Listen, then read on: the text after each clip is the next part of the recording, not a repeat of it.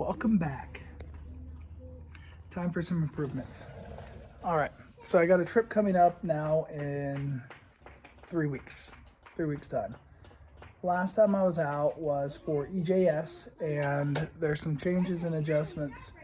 I probably won't get all the work done. I might end up only getting one thing done, but it's one that I've had a problem with for quite some time, and finally I had to admit I did it wrong.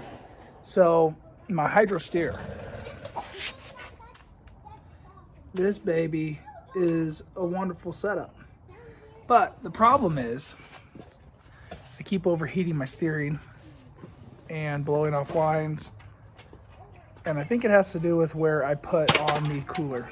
My Jeep was the first of 3 installs that I ended up doing, and I wanted to do mine a little different. The traditional place of installing your cooler is right down here, right in front of the airway. Gets a lot of air and works quite well. But when I was installing mine, I had done 513s on my 44s, and I had come back after dealing with some overheating issues after I did Hole in the Rock Trail. And so this thing's run quite hot ever since then, and I did not want to block any of the airflow to go through my radiator. So I installed mine in a different place.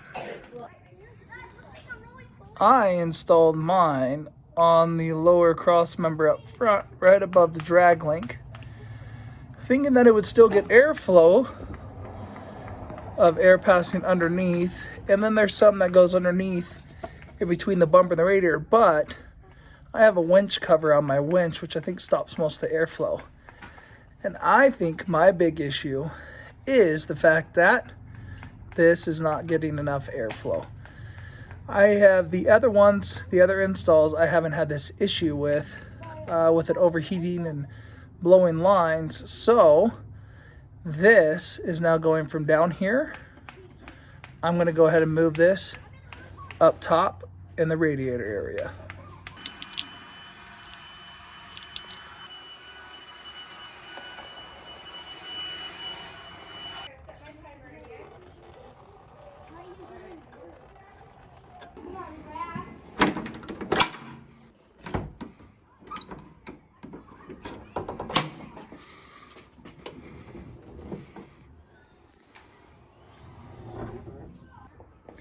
Tool I use just to pop these out is this one. Flathead screwdriver works just as good because I still have to get a flathead to get underneath here.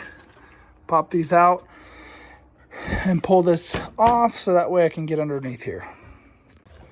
All right, off comes the cover. Exposing, hey Colt. Exposing the new home right there. All right, well, I released so I have like a, I can't even remember. Pipe strap, whatever.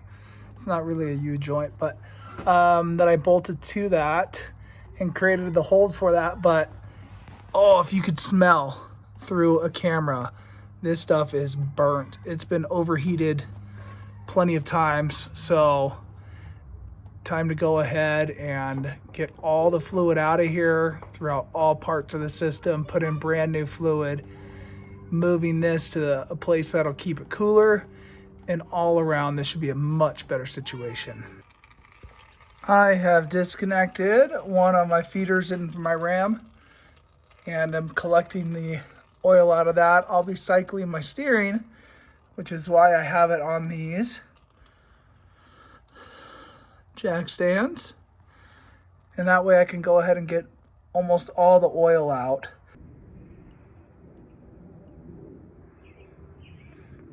Underneath this bolt and that cap is where your filter is on these reservoirs on the JKUs or JKs.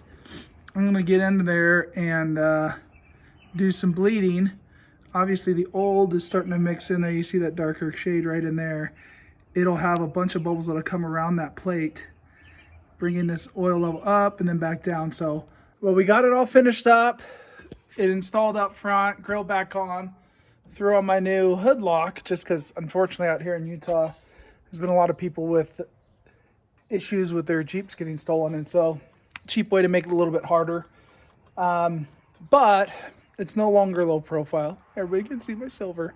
I did get in here and clean up all the residual stuff with some simple green and a hose. Obviously, I covered up the air box, stuffed some paper towels in there, but now we're all good to go. Let's go ahead and give this a go this trip. I have a trip coming up shortly down in Moab. I'm going to do some good trails, and it will definitely let me know if I am overheating.